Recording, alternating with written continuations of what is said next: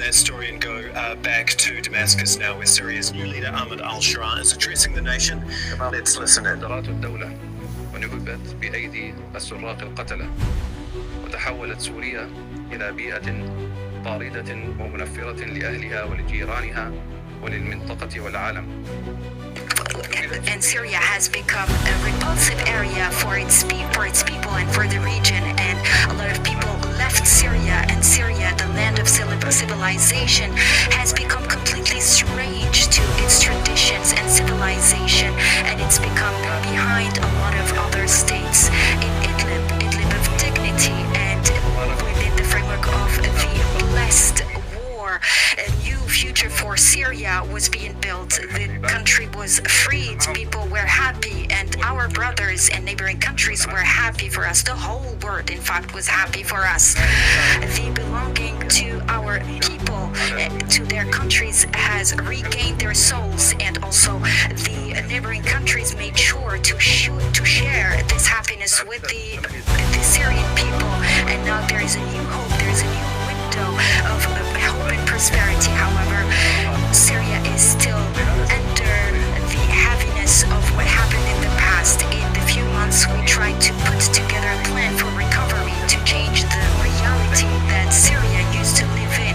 We tried to work relentlessly in order to maintain peace and stability inside the country, and also to try to include all the different factions within the army, and also to have an election committee to form a parliament, and also to have a committee for a transition, a just transition, and to abolish all the unjust and unfair laws.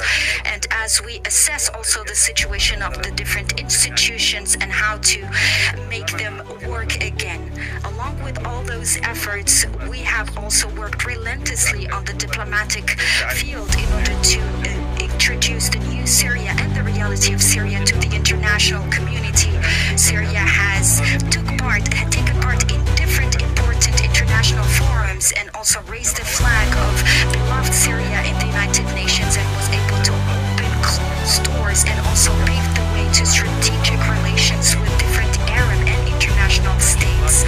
We have seen several of our brothers in brotherly states and we realized also that the whole world loves Syria and is so concerned with the situation of Syria because of its important place in their hearts. I have visited Saudi Arabia a few months ago, where I met with the Crown Prince Mohammed bin Salman, and he told me that he would exert all efforts in order to lift sanction, and I've seen in his eyes and the eyes of his people the love for Syria and also their trust in its bright future.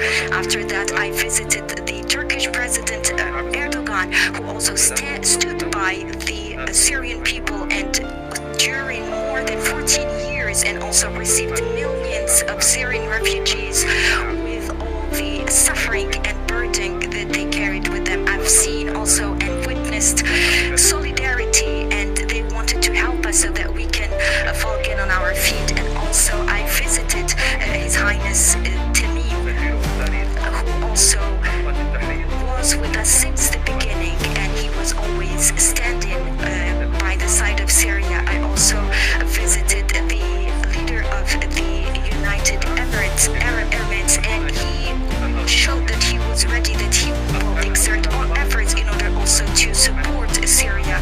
And King Hamad bin Isa, the King of Bahrain, also congratulated us, as well as our brothers in Kuwait and Oman, without forgetting the King of Jordan, who welcomed also the new Syria, as well as President Abdel Fattah al-Sisi.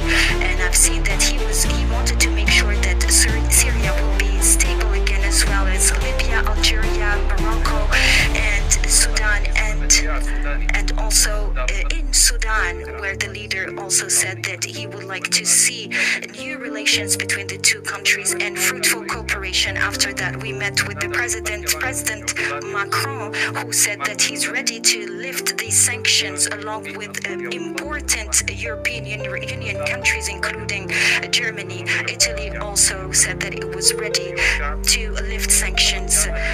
My dear fellow citizens, your love for your countries and all your sacrifices for this land, and your suffering in the refugees camps, as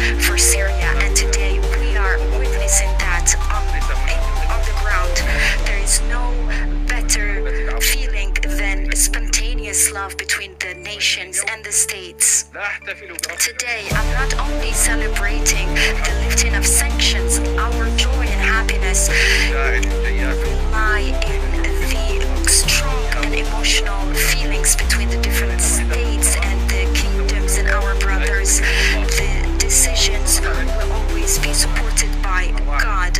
Mohammed bin Salman was true in what he said, and as well as President Erdogan and also His Highness Tamim and all the different leaders, they were true in their feelings. And President Trump, we thank him for responding and for witnessing this love as he decided to lift the sanctions. It was a courageous, a brave decision, as he will help the Syrian people to have a better future and to achieve stability in the region. My dear fellow citizens, the path and the road is still long, and we are about to start the revolution of Syria so that we can transform Syria and make Syria a country of work and prosperity.